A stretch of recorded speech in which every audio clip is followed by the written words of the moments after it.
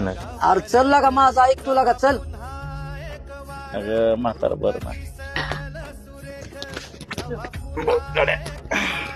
मला माफ करा आणि माझ्या पांडुरंगाला सांगा यंदा वारी चुकली म्हणाव आणि माझ्या म्हाताऱ्याला दागडावजी कर.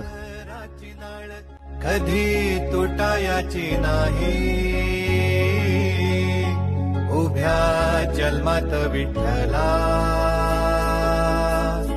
वारी चुकायाची नाही.